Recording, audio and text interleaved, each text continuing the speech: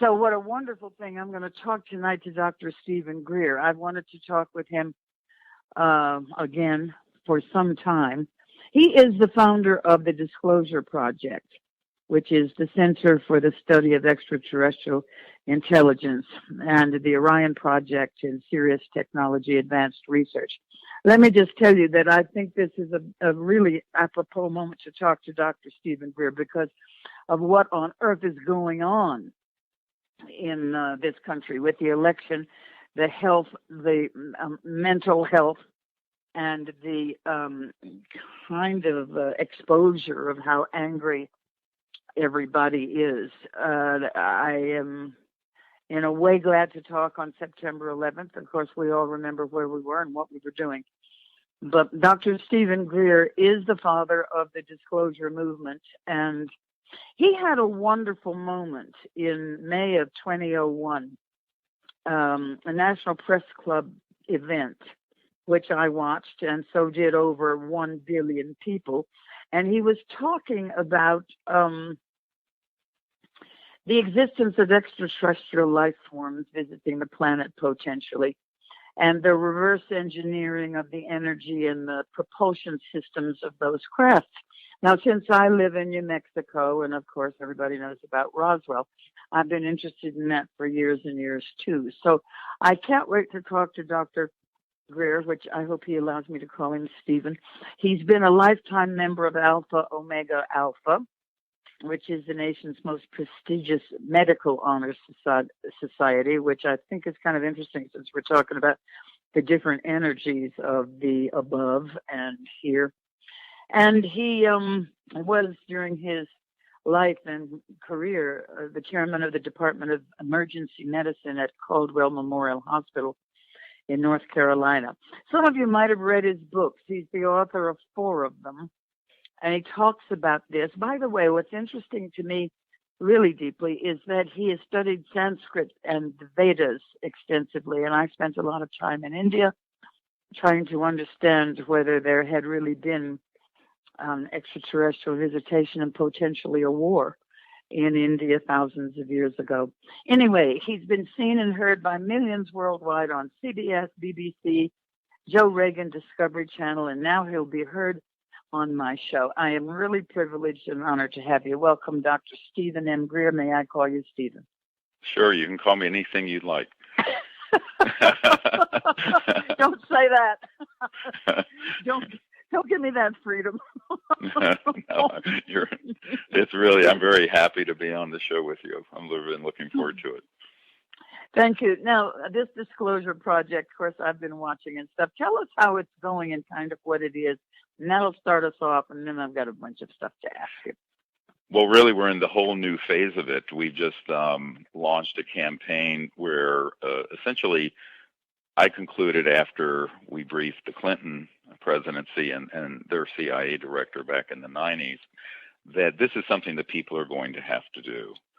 And I had never intended to get involved in this at this level. You know, I have 4 children and had an emergency medicine career. And my real interest in this subject stems from experiences I had when I was a late teenager.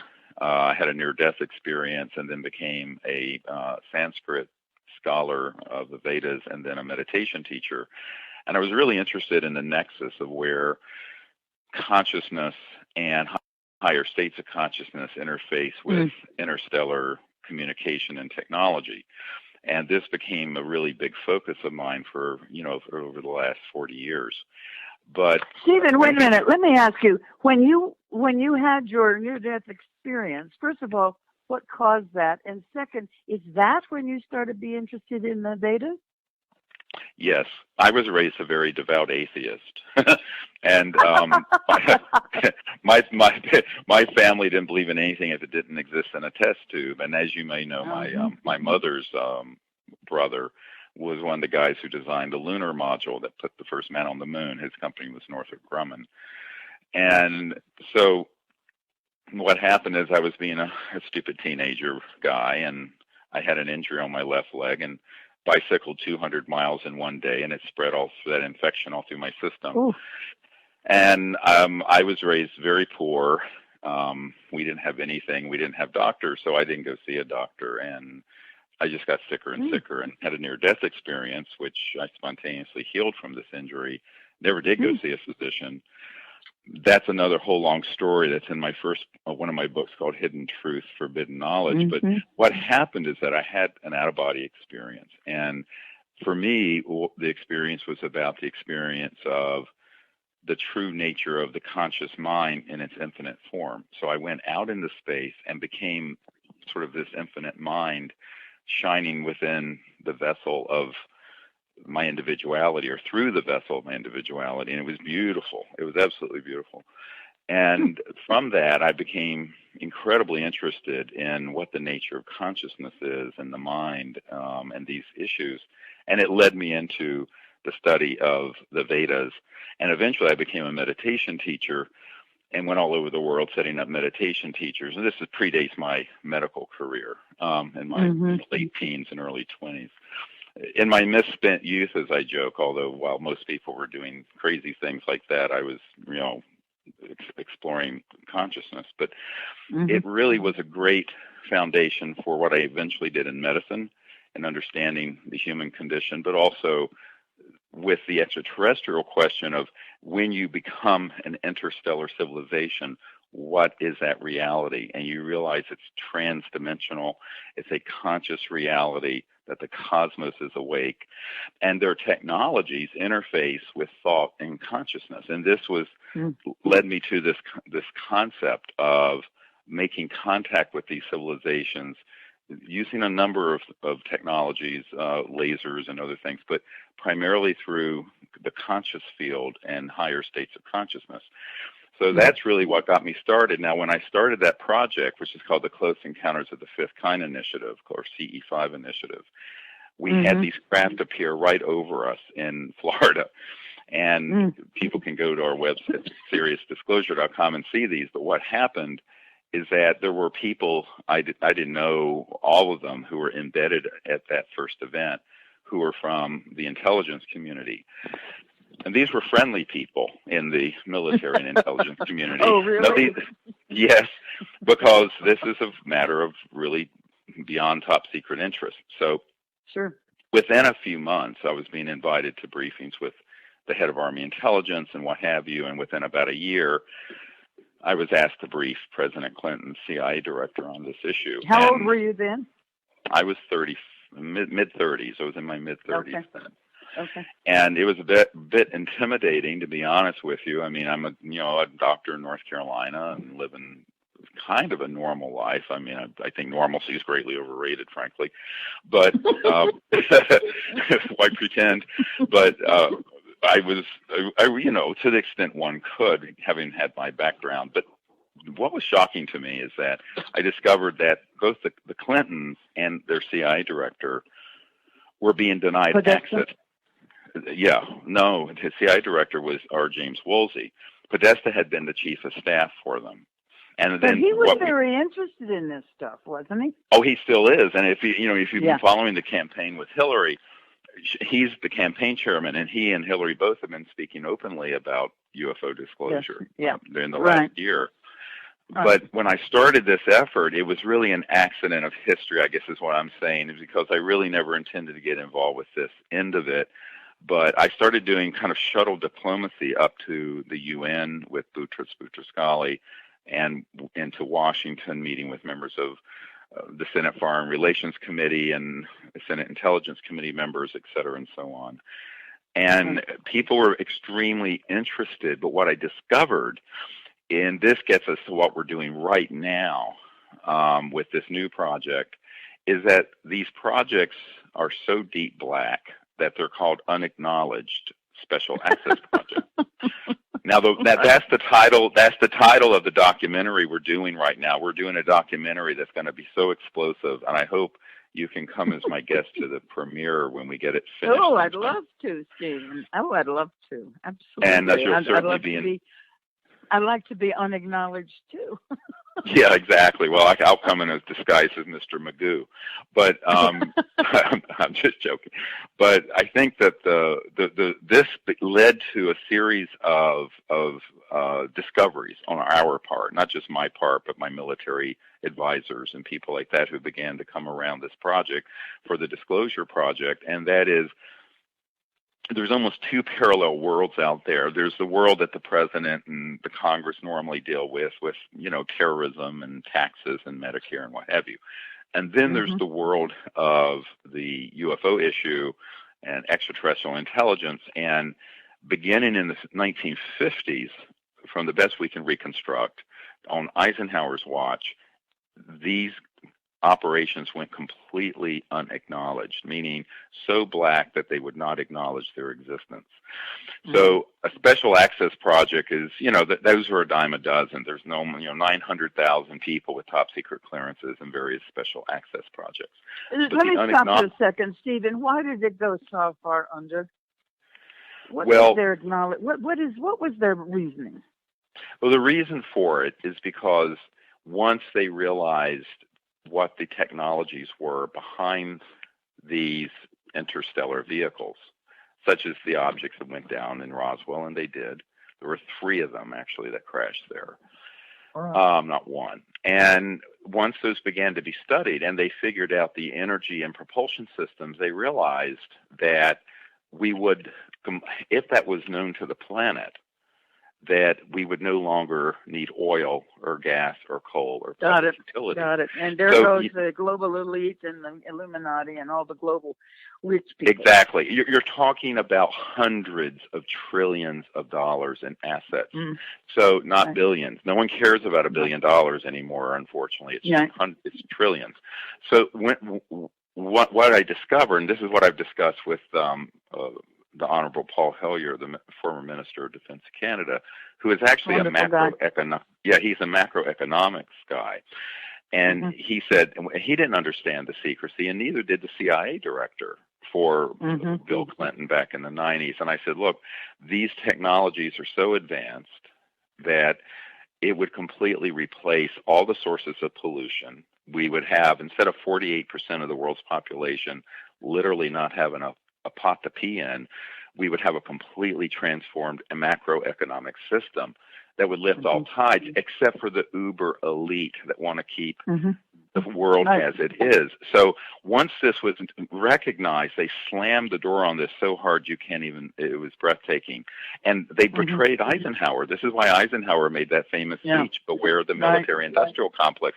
I mean, he wasn't anti-military. He was a 5-star general, for God's sake. Right. So, but the technology part of this is the part of the story that has never been told. And this documentary we're doing, which right now is one of the top crowd-funded documentaries in history, called Unacknowledged, we're in post-production right now, has dozens of these top-secret whistleblowers, military whistleblower, including one man who admits to the extent to which he, as a counterintelligence officer, carried bags of cash to people in the mainstream media to get them to cover this story up.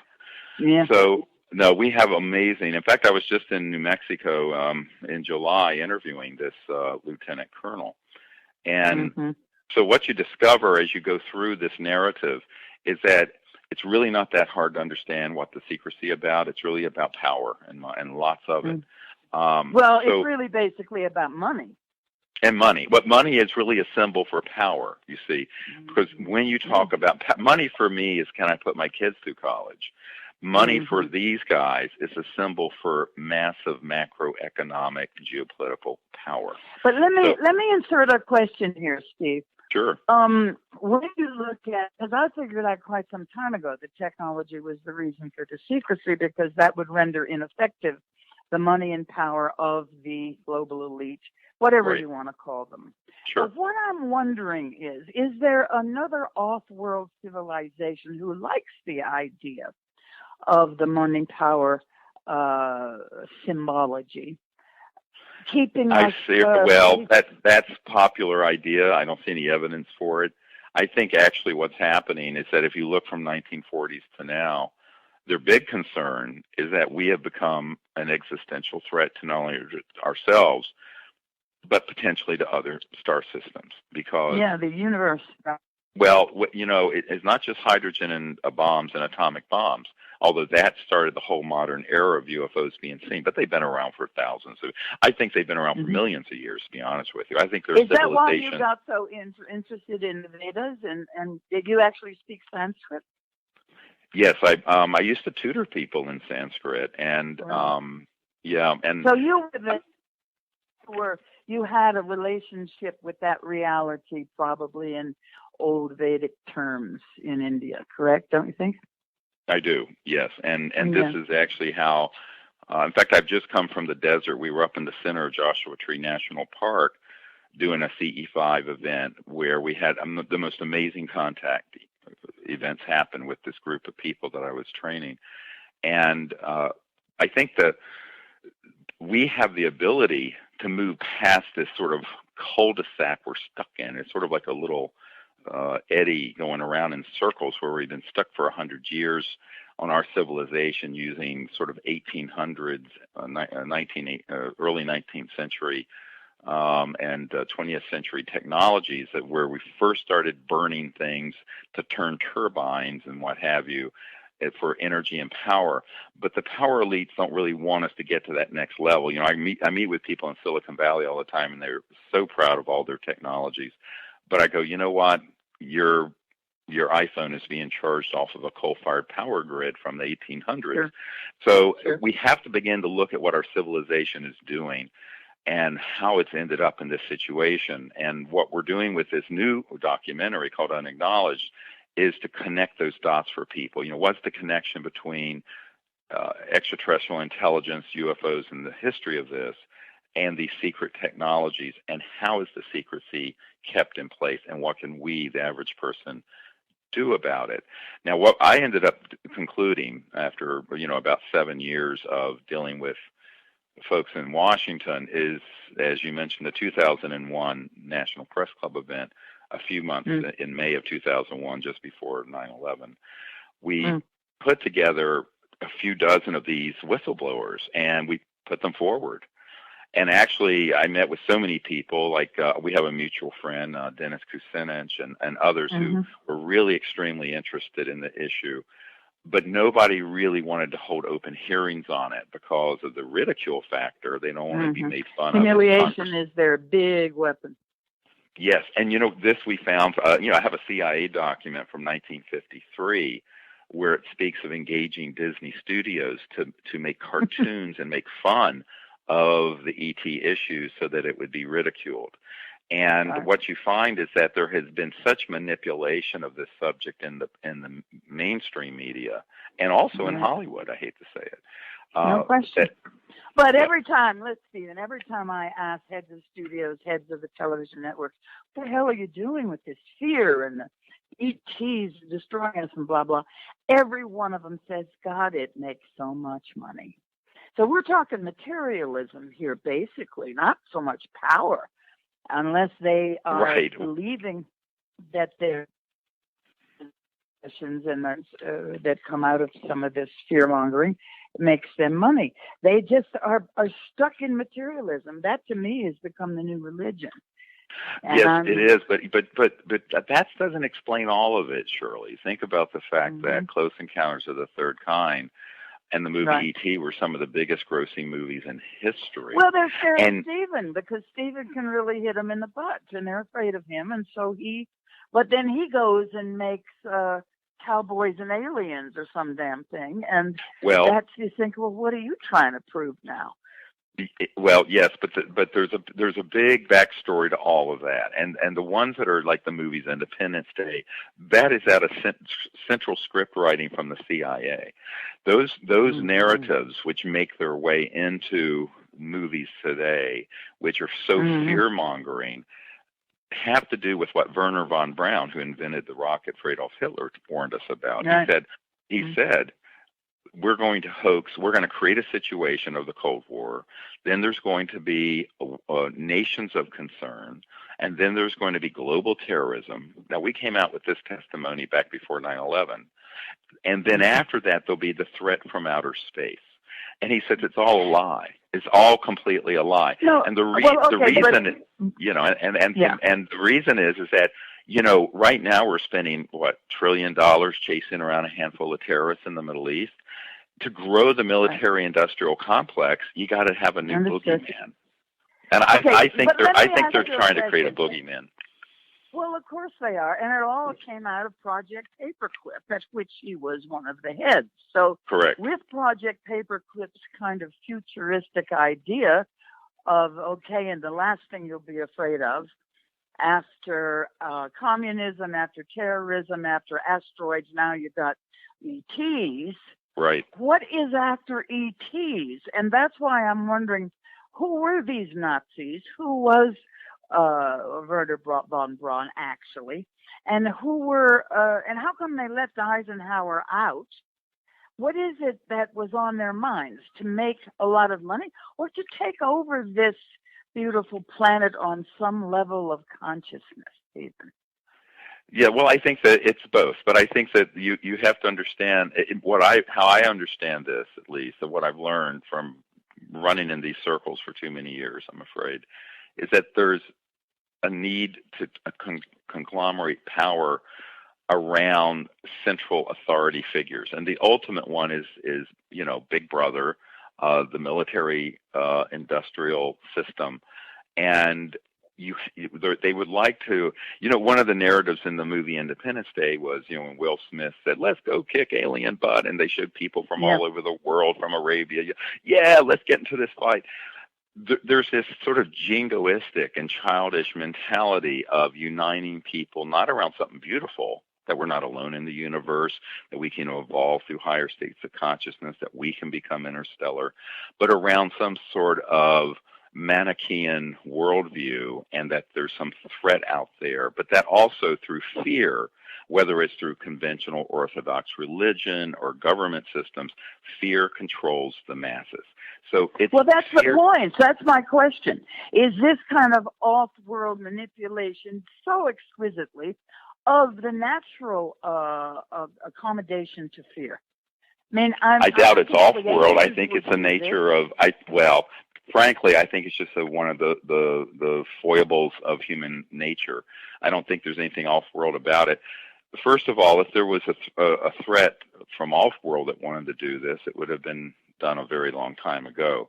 But I think what's more likely is the demagogues who have existed in every generation have figured out how to use this subject for demagoguery and for fear-mongering and the acquisition of, as Eisenhower said, unwarranted power.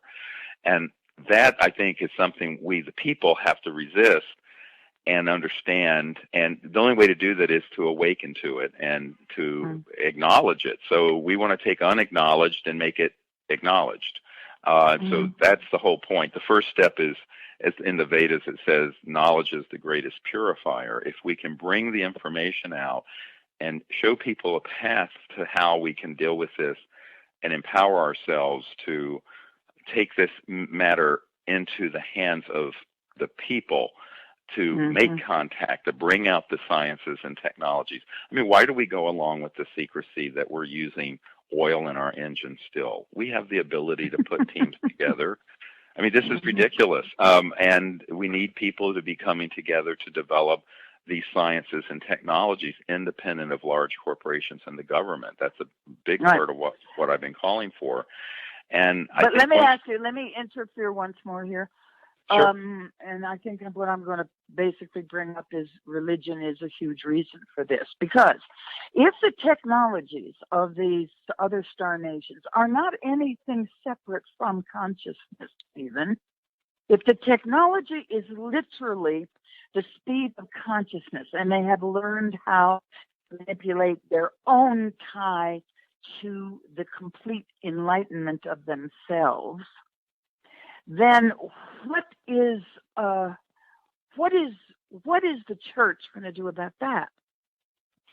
Well, they're going to have to grow up. And although, I had a great conversation at the Vatican about this, and with Monsignor Balducci, who was a senior advisor to the Pope, And his view on this was actually quite enlightened and understands. Now, the problem with all of this happening, I had a man at the Jet Propulsion Labs I was meeting with who had imaged some of the really old structures on Mars.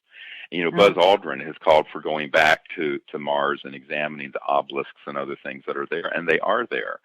And this man said, I said, well, why don't you at least disclose those? Because those are ancient.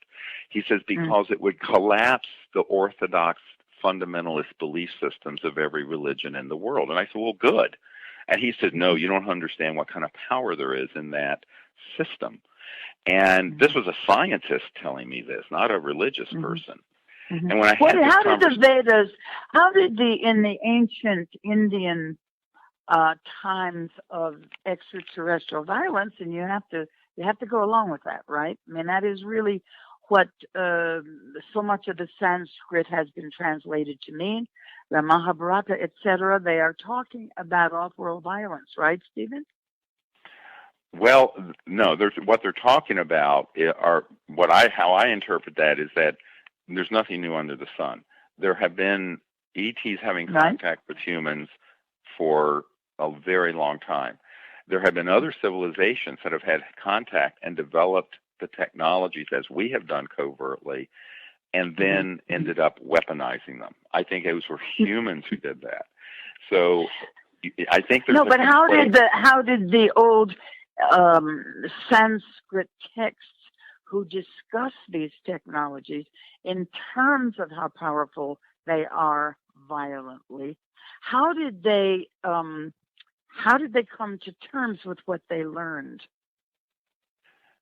Well, I think eventually it ended up being, if humans use this kind of technology violently, it means that civilization eventually becomes extinct. And I think there have been civilizations on Earth that are human that have come and gone because they've made the same mistakes we're making now. And I think the big challenge right now is whether we're going to make the same mistakes over and over. Ben Rich, the head of the Lockheed Skunk Works, the super secret Skunk Works, said, we have the means to take ET home. And he admitted that we already had developed this level of technology, but because it's being handled non-transparently, covertly, by a lot of people who, quite frankly, are sociopaths, there is a risk of this. And I think this begins to become the central question is, do we come together as a people and say, yes, these technologies exist, and they've existed for a very long time. Do we put them to the use of enlightenment and free energy and a new civilization and a sustainable level 1 civilization, as Michikaku would say, or do we slip back into what happened where it talks about in the Mahabharata and the Vedas of some kind of weaponization of it that ends up being calamitous? Right. That is our decision right now. It's our choice. And I think the prime directive, I hate to sound like a Star Trek person, but the prime directive really is in play here. And there's a tendency for people to try to blame things from outside the planet or outside humanity, and I say no. Instead of taking responsibility for it. Bingo. And I think we have to take responsibility for our own consciousness, our own actions, and our own future, and manifest that future. And if we do not take responsibility for it, then there are these other kinds of folks who are going to step into the vacuum. So the sort of complacency and apathy of the masses is what has to change, because there's always going to be a power-hungry sociopaths, whether it be Hitler or Stalin or Dick Cheney or whoever it is, who are going to step into that vacuum. And I think we have to ask ourselves, well, why are we allowing that? And I always say to people, there's only one problem with nice people, is that they're nice. Nice people get overrun by these psychopaths. So we have to be, in this sense, Shambhala warriors, spirit warriors, who stand up to these elements and speak with a clear voice and come together as a people. And I think then we can make this change. Every whether you're looking at the ancient Hopi tradition or what's in the Vedas or where have you, there is this sense that right now, the time we're living and right now is the time where we can either slip into destruction and sort of this eschatological end of the world nonsense, or we can actually create a whole new civilization. And this is our choice. This is our free will to do this. So it's an existential crisis, and I think it's not been dealt with well over the last. Well, I think the mistakes that were made, frankly, were before I was born. I was born in 1955, so by then the die was sort of set on the path we're on. But I think that everyone who's between the ages of senility and puberty is sort of have the responsibility now to make this change happen in a way that's towards enlightenment. Now, what do you think of the decision that Oppenheimer made, who, as you know, was he was actually fluent in Sanskrit, etc. And he picked, being from New Mexico, I don't know why I'm living in a place of such ancient, technologically superior peace, Hopi, many of the old Indian traditions. Why did he pick New Mexico? Okay, not because the trees were there and he went to school. No. And when I finally realized that he picked Los Alamos for the weapon of mass destruction was because the energy here in New Mexico is containment energy. So he had to go ahead and do it at the behest of, I guess, all the politicians, and certainly Truman gave the okay, and all of the nuclear scientists who said, we've got to do this and stop the war. What do you think of his decision to go ahead and open up the atom in an environment through the energies of the old, let's say, Vedic traditions of higher consciousness, also visited mainly by off-world superior nations, still exists in New Mexico. That's why I'm here and why so many are. What do you think of his decision? Do the bomb, but make it contained. Well, I think, of course, this is probably a story that's happened before where society has reached this point in technological development and has self-destructed. And if any, imagine what the technologies are, Shirley, to go interstellar, to go from one star system to another. They're much more sophisticated than the atomic bomb or the hydrogen bomb. And if this level of technology is weaponized, or let's put it another way, if the consciousness of conflict and destruction seizes upon that technology, then it is the end of that civilization. And that's why the choices that are being made are so critical at this time in history, because I believe we've entered in the whole, if you want to get into the Vedic concept, another whole yuga, a 500,000 year cycle. And this is a Kala Yuga time, no question. And it's the closing of one yuga and the opening of another. The next yuga, the next era, is the time of global enlightenment, interstellar travel, an unbroken level of peace, not only on Earth, but elsewhere. It's universal peace, not just world peace. And so we're at this point of a bifurcation, a choice. And we have to get it right, because the last yuga, the last Meta Yuga, the big one, was about 450,000 years, where there's been the hallmark of that era was a rising to a certain level of development and then falling, and rising and falling. Or there'd be an enlightened civilization such as the Shambhala kingdom, and then it would vanish. Now, the hallmark of this next yuga, is how I understand it, is that the entire globe of the earth and humanity will reach to a point of global peace, but also interplanetary relations and peace. And that is the next big step. So you can't fight the last war. You have to look into the future. What does the future hold? And I think the future is actually quite beautiful if we can get these issues right this time. But it really is a spiritual and consciousness problem as much as it is, or more than a technological one. But at the same time, if we don't get the technology right, and we stay on the path we are now, we're going to destroy the biosphere because of how stupidly we're living on it. But Stephen, they're the same thing. The technology of the spirit is the fuel. Yeah, well, That's what actually, I have understood, and therefore it's not separate from consciousness. no, it's not separate. The consciousness, yeah. So that the Well, technology of interspace travel is all in the heart and in the mind, not somewhere where you put it into a tube and shove it into your craft. well, there's both the consciousness that goes with it that allows that to happen, but also there are sciences. There are very specific sciences that allow for what are called trans-dimensional physics. And I know guys who work in these laboratories where they do this stuff. But they're still relying on it being separate from the potential of their own consciousness. Yes, and this is the big problem.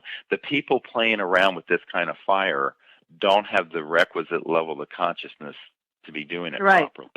And this is where you have the wrong consciousness seizing upon a technological capability, and that's where it can go sideways. So no, I disagree with that statement. I don't think there is a separation. The psychological, the consciousness attitude separate from the technology. No, to me, they're the same.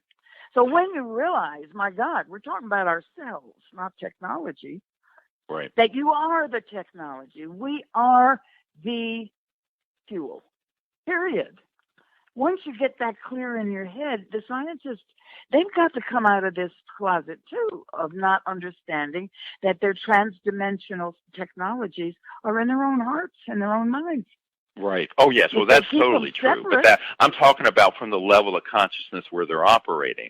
From the level of consciousness of what you're discussing, all of this is that. And that the conscious mind, basically everything is consciousness. But when you begin to differentiate it into different spheres of relativity, and you get into what I call increasing levels of non-locality. Everyone thinks it's either pure consciousness that's unbounded or very fixed relativity. And in reality, there are degrees of that. And once the understanding happens that all of this is that, and that if our true selves is this expanse, and that it becomes the operating system, you're not going to even want to have the idea to harm other people and other worlds. Right. So let me ask you something in relation to all of your studies of contact, perhaps, or whatever. Do you think there is no conflict, there is no polarity going on between other star nations themselves, never mind Earth? Well, I think that if there was a conflict, it would have been resolved instantly. Why? Why would we know anything about it? Here's the problem, and I know I'm talking now with a science hat on. I know people love to get into these sort of battles and what have you, but I don't view it that way. The way I view it is that if a civilization has reached our level of development and hasn't chosen this state of universality of peace and universality of consciousness, they're going to self-destruct, just like we're about to. And so it's I call it the imperative of consciousness in interstellar civilizations. In other words, to become interstellar, you have to, at the minimum, have become a level 1 civilization, or you implode on yourself. Well, now, I don't know about that. I don't know. Well, you can't prove a negative. All I'm saying is that if there were civilizations out there who really wanted to close out this deal, it would have been done in 1945. Because I don't know that Earth has that much to do with it. I mean, look, the level of consciousness and technologies that would attend interstellar transdimensional travel and teleportation, if it was attached to a conflict, it would last a nanosecond before it's all over. No, but wait a minute. How do you wouldn't have to necessarily have conflict, although tell me how that's possible, between the point of views, and this is what I'm beginning to understand. It's not the polarity of good and evil, good and bad, light and dark, or any of that. Suppose the polarity is the consciousness of collectivization of the spirit as opposed to the individualization of the spirit. And those are the two polarities. Now, that's a different kind of war. Well, actually, I think that is, again, this gets into a duality discussion that I think is transcended by the knowledge and wisdom of civilizations that are interstellar. Because you have this, where our planet will be heading is, on the one hand, we'll be increasingly united and interconnected to each other. You could call that collective. But at the same time, the individual will be enormously empowered, and the local level will be empowered. And I think these twinfold processes, which are viewed as at odds to each other, are actually, it's a paradox. They actually occur at the same time. Well, not really. I mean, look at what happened with, and a lot of some of the off-world contacts that I have had have really used China and the United States as examples. That with the Long March and the Chinese experiment with human civilization being everyone will be collective, as opposed to ours, which is individualization reigns. We will all get along even though we think and feel and our consciousness is individualized. All of these, both of these were trumped by materialism. Right. Sure.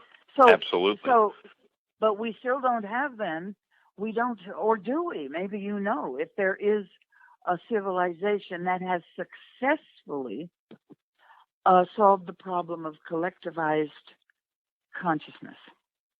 Yes, I think the civilizations that have gone interstellar have done so, although it's expressed in different ways. And I think that's the challenge that humans have, where we live together, and we realize the singularity of consciousness that emanates within each of us, and where there's still the beauty of the expression of the individual. I honestly don't think those are at opposed to each other. I think where it begins to be a problem is when it's imposed externally on a political system, and that's what we have discussion right now. And so the external imposition of these things is a huge problem. Because you really can't impose something like this. This is something that has to be like the lotus that unfolds. Well, I don't know. Tell me where you think we are, since we're supposed to be the leader of the individuated world and everybody gets their own vote. Where are we here? What are we doing in this culture? I mean, please, are we going to make it or what? I think that it's a chapter that hasn't been written. I think it's a choice. Well, of course not. And I think but what is my own view is that my own view is that we will, but there's the school of hard knocks here, and there's a wonderful Chinese expression: unless we change directions, we're likely to end up where we're going. And and I love it. So where we're going and where we're heading is towards more and more separation and destruction. And the worst of that would be for the leadership. And this is when I talk about the disclosure that serves the secret agenda. And that if the disclosure that happens is about an us versus them mindset, what Werner von Braun said, look, on his deathbed, be careful of this because they're going to try to say there's an alien threat we should unite against. And Reagan at the United Nations even said, wouldn't our job of creating, world unity be easier if we had a common alien threat? And I thought to myself when I heard that because I was old enough to hear it when it happened, why do we have to have a threat and hate someone else in order to be united? What is it in humans where we have to have someone to hate, someone other than us to hate in order to be united? This is a sickness. I think this is a true social illness and a mental illness on an individual level. And I think that this is where the solution is bringing in it's not stirring around the darkness, as it says in the Vedas. It's bringing in the spark of light of the concept of this ineffable oneness that all of life and all Well, yeah, of but humans have. sure, but sometimes the spark of light is what reveals the darkness is really there. It's sort of that Yes, and I think that's what's going on in this political climate now. Everyone is so fed up with everyone, and everyone knows that something is very wrong with the system, but the real issues aren't being talked about. You don't hear any of our political leaders talking about the fact that we have the solutions to the environmental and the poverty and all these economic problems, but there are these global elites who are holding the solution back from us. And that, in a way, even that is the wrong way to look at it. The question is, why have we, the people, allowed it to happen? And why don't we, the people, come together and change the direction? And that is exactly what the Disclosure Project and also the CE5 initiative, when I learned that there were no overt diplomatic efforts going on anywhere at the United Nations or in any foreign ministry or State Department to make peaceful contact and have a dialogue with these civilizations. That's when I founded the Close Encounters of the Fifth Kind Initiative. And said, it's sort of like when the Physicians for Social Responsibility went over to the Soviet Union during the darkest days of the Cold War. And so I said, why don't we, the people, do this? Why don't we understand the nature of our own consciousness? We're here. There are civilizations out there, and let's develop the ability to make contact. That was actually the original project I was involved with that then led to the Disclosure Project, because when we first started doing this, we had the ET craft and beings show up, and the intelligence community went ballistic. They went, well, actually, I'll tell you exactly what the head of Army Intelligence said to me. He said, what the hell do you think you're doing, and who the hell do you think you are? And he was very threatening, frankly. I told him to just basically, well, I shouldn't say it on the air. I said, buzz off, buddy. Anyway, I've dealt with gangbangers in the ER. You're not going to intimidate me. But so then we're talking about the global elite money is actually calling the shots on the military? Yes. So here's the sad part of I have met with so many generals and admirals who, if they're I call them the white hats, the good guys who are at the Pentagon or the CIA, and they exist, who are victims of these other characters who are running these unacknowledged special access projects. I mean, imagine me sitting with an admiral. This is a true story, Shirley. I'm sitting with an admiral at the Pentagon who's in charge of intelligence for the Joint Chiefs of Staff. So he's J2. It's called J2. And I go in there. Prior to the briefing, it's a stand-up briefing at the Pentagon, I give him a document from Nellis Air Force Base, Area 51, that has the project code names and code numbers of these unacknowledged special access projects, USAPs. And before I got to the meeting, he had tried to contact one. And Admiral Wilson, when he contacted this compartmented operation, they said, well, sir, you don't have a need to know. And he says, well, God damn it, how can I not have a need to know? I'm the head of intelligence for the Joint Chiefs of Staff. And they said, sir, we cannot discuss this with you. And they hung up on him. So by the time I got to the Pentagon, he was so upset. He was so afraid, not at me, but of this situation. So you have people who are trying to do the right thing, but who understand that there's this dark and subterranean program that evolved or devolved in the 40s and 50s. And this is when the whole thing went off the rails. Eisenhower actually wanted to not go in this direction, make open contact with the ETs, and not do the secrecy. Well, so did John F. Kennedy. But these maniacs and warmongers and misanthropic money whores ran amok of it.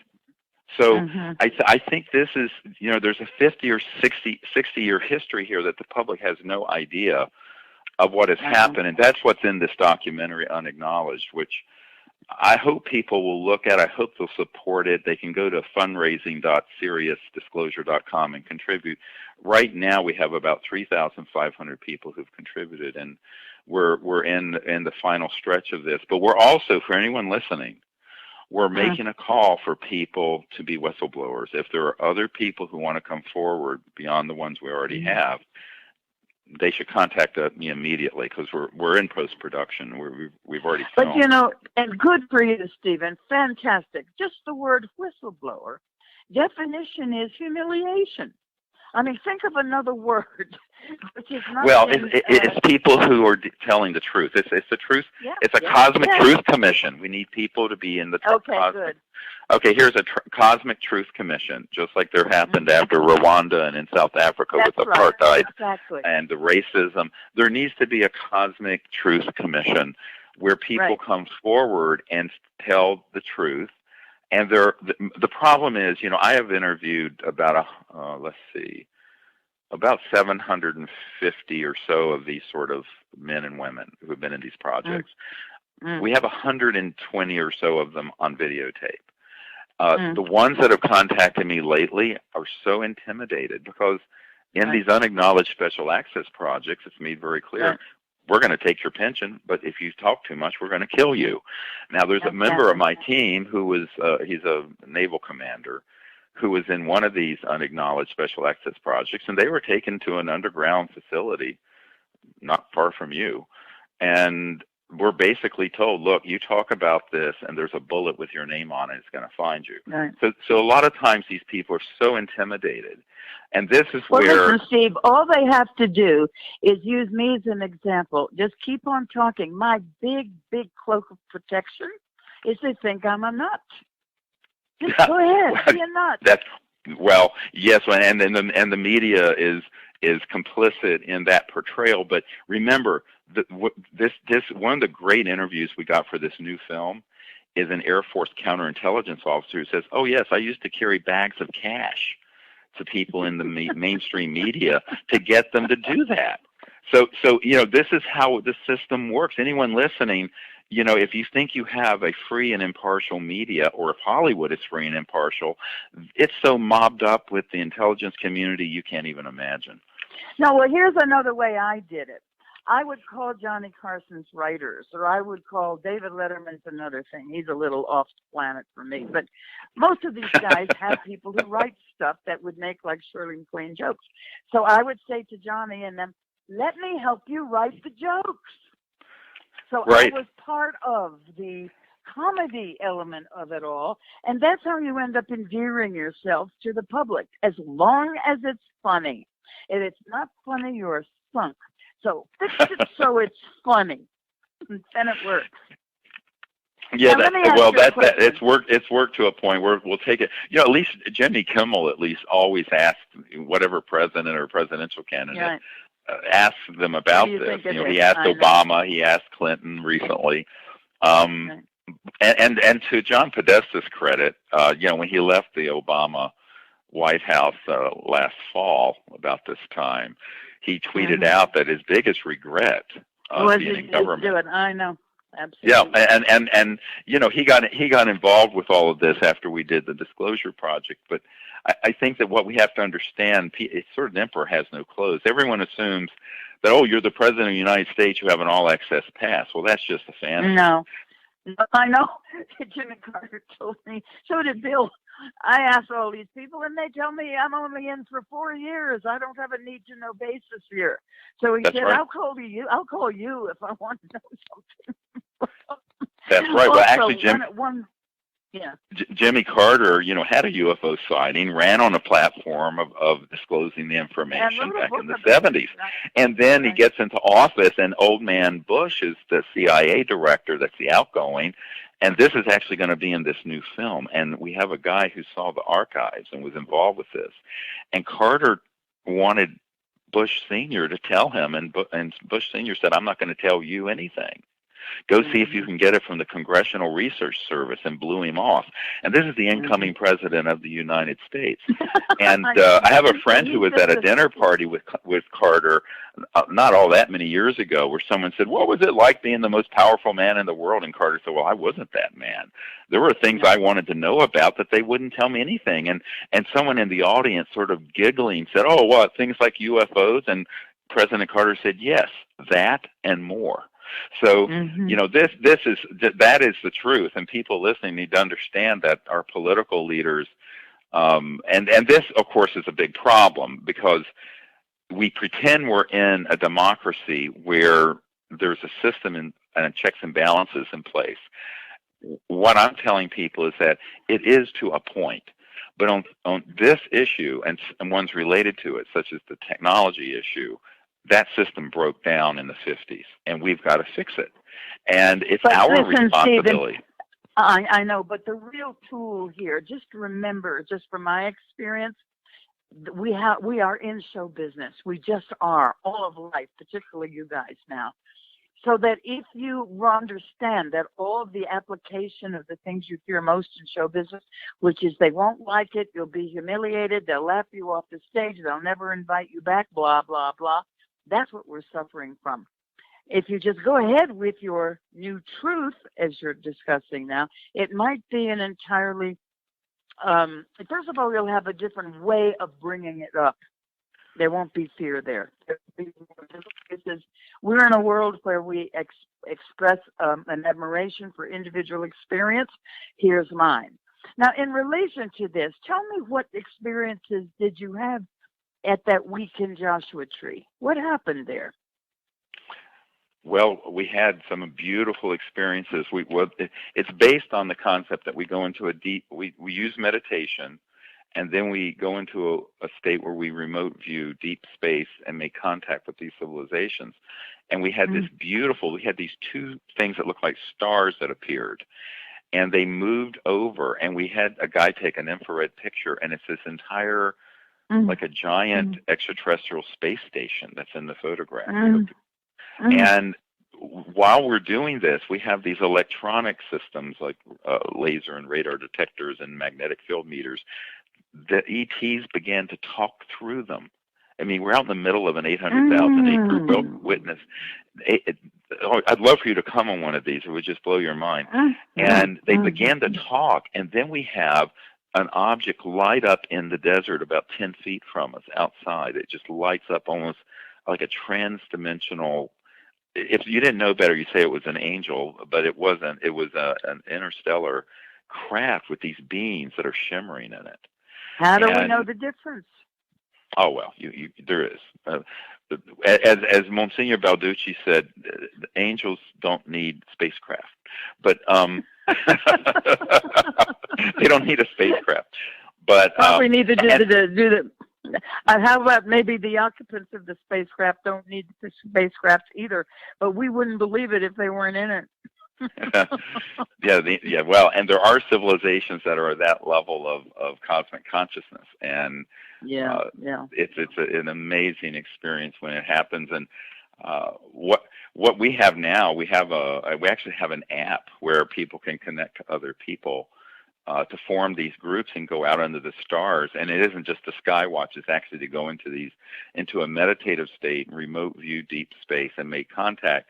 Now, some people say, "Aren't you afraid?" I said, "Afraid of what?" I said, "Although every time we've had a major close encounter happen, jets have come in or military guys have come in to try because they try to disrupt it." No, it's ridiculous. You wouldn't believe this is like some kind of it's like living in a movie to be on one of these week expeditions. It really is like living in a movie. It's all show business. But how do these jets know that you've drawn these other phenomena in? Well, the NRO satellites, the National Reconnaissance Office satellites, have what are called neutrino light detectors. And so when an ET object steps down out of the near astral and let's call it transdimensional fields into 3D, it leaves a signature. And by 1974, they had developed neutrino light detectors that are on the satellites, and they pick it up instantly. Okay, so I know the man who developed this, by the way, whose technology was confiscated by the intelligence community to put on these satellites. So it's picked up instantly, and people are very naive. People think that, oh well. I said, look, what Ben Rich said at the Lockheed Skunk Works, Lockheed Martin. He said there are no private conversations anywhere on Earth. Number one. Anywhere. And then forget about it. You can be on Mount Everest having a chat with no electronics, and they're going to hear everything you're saying if they want to hear it.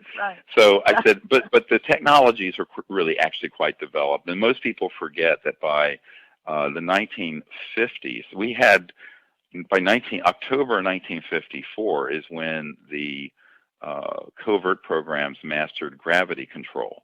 So we haven't needed surface roads or freeways since 1954. That is a fact. So the technologies are so well developed, and they can pick up an extraterrestrial vehicle once it begins to come out of the interdimensional, transdimensional fields into 3D. And even if it's not fully materialized, it may be there almost as a light energy.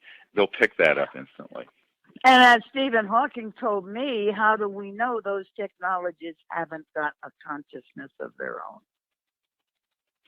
Actually, the main thing that I came forward with in 1990 was a paper talking about consciousness-assisted technologies and technology-assisted consciousness, where there is a perfect interwoven nature of the consciousness and the technology.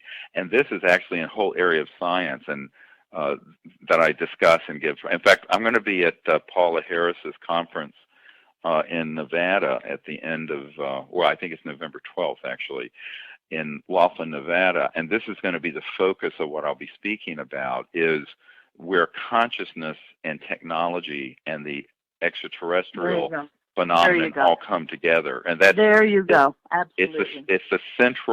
It's the central focus of what I'll be discussing, because if you don't understand the nature of what's inside yourself, the nature of consciousness and mind, you're never going to understand the interstellar civilizations. Exactly. That's what I'll be discussing there in Laughlin. Laughlin, huh? Oh, that's the seat of a lot of these places.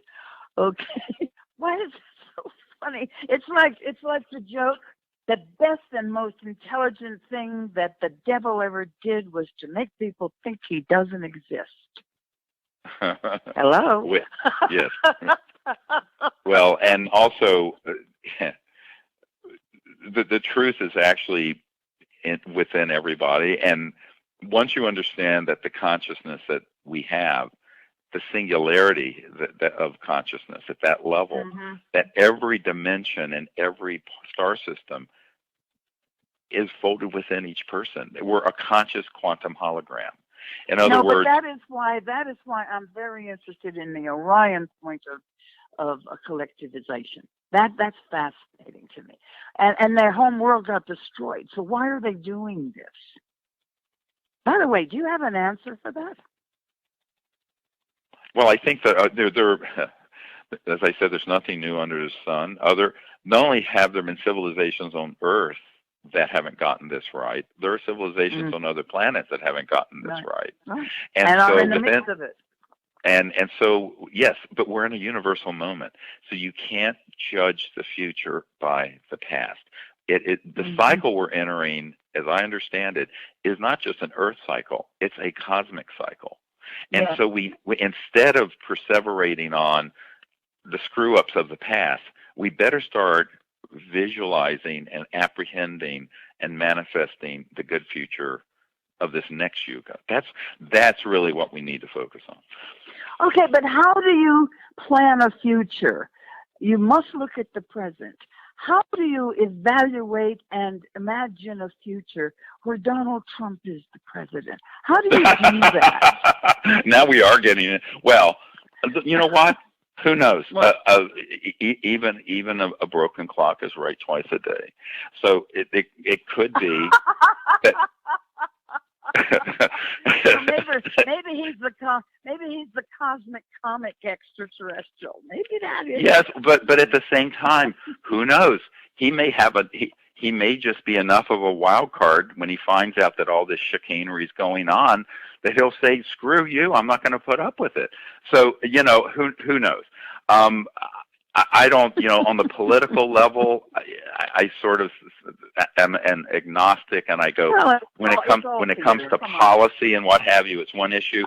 But when it comes to this subject, I found it doesn't matter if you're left or right or whatever it is. These power elites are going to do circles around you, and I don't care if you are a billionaire. That doesn't mean anything to these uber power elites that are really running the show when it deals with these large transnational. They're owned by their own money. Oh, well, they print it, don't they?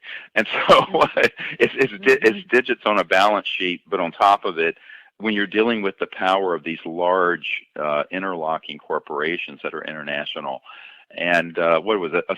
A mainstream Swiss organization concluded there were about 17 families and corporations that pretty much run everything, and so, I always say that it's masters and slaves, and guess what? We're all slaves on someone else's plantation. But no, but the masters are slaves to their own stuff. Exactly, and what we need to do is we need to realize that we're going to opt out of that system and just say, no, we're going to move on. But part of it is that actually the very comical part of this is that people are brainwashed into thinking they can't do anything about it, and realizing that you have within yourself the ability to do something about that is the first step to the enlightenment and the liberation. Mm-hmm. Okay, most Steve, people great. say, "Oh, what can I do? I'm a housewife in Poughkeepsie." Well, actually, you can do a lot. Right. You can do a lot. I mean, my joke is, I'm a country doctor from North Carolina. Right. I live in Virginia now. A house somewhere. Where from Virginia? Well, near the University of Virginia. I have a farm near Thomas Jefferson's home. Oh God, I love that. They're going to honor me at the UVA in around November 4th. I'm coming back. Oh, well, let me know when you're coming because my home is right there. Okay, I'll get your number from Britt, and maybe we really will get together and talk about this, and you can come and see them honor me. I would love that. I would love it. And if you have time, you can come out to my farm in Virginia, and we can have a drink and look at sunset and talk about all of this. God, and just go to Jeffersonian material, anything to get back to him. Exactly. Okay. Yeah. Well, interestingly, if you read Thomas Jefferson's material, he warned of the unchecked power of the corporations overrunning democracy. I mean, Jefferson was, a bit of a, well, apparently he was a pothead, but on top of it, he was one of the. I didn't know that. Yeah, he was, but he was something of a real visionary. Sort of, he was very prescient about the time we're in now, where the corrupting influence of these sort of transnational corporate interests would overtake what they wanted to put in new our democracy. The experiment, the democracy experiment. Yes. Yeah. Right, and Ben Franklin and all those, John Adams, whom I'm related to apparently, they all believed in the plurality of worlds. And absolutely, and discussions about that.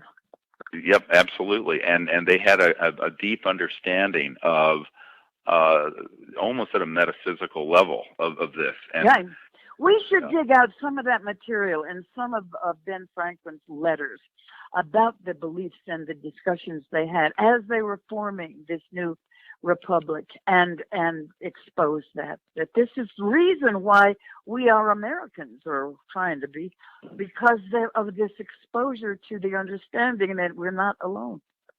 Well, I know. Yeah, we should. And it's funny. I had a knockdown drag out with this nut job who was telling me that, well, there is no separation of church and state in America. This is some, fundamentalist Bible thumper.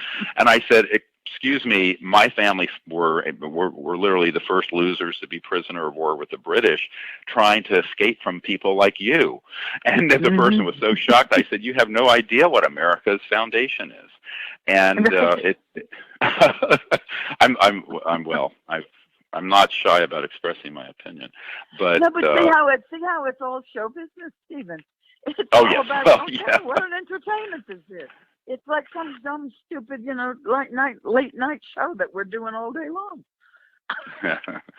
Well, yes, it is on one level. On another level, it's all very. It's all very serious and inspiring, and I'm confident that we can go forward and sort of renew globally the promise of a civilization that I think we began to have a glimmer of a couple hundred years ago. Oh God, I hope you're right. Oh boy, thank you. I'm going to call you. I'm going to get your number and bother you. Great. Thanks, We'd have a great time. Thank you so much. I look forward to seeing you, and really would like to tell you that if you're able to be at the premiere, we don't have a date set, but we'll be sure to get an invitation to you. Oh, are you kidding? To Unacknowledged? Of course I'll be there. Awesome. Will it be on this planet, do you think? You're right. Okay. That's exciting. Thank you, Stephen.